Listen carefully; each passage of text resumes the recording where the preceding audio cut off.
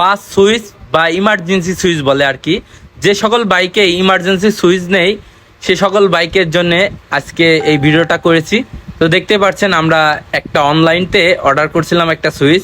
এটা হচ্ছে পার্টসের সুইচ আর কি, বা ইমার্জেন্সি সুইচ বলে।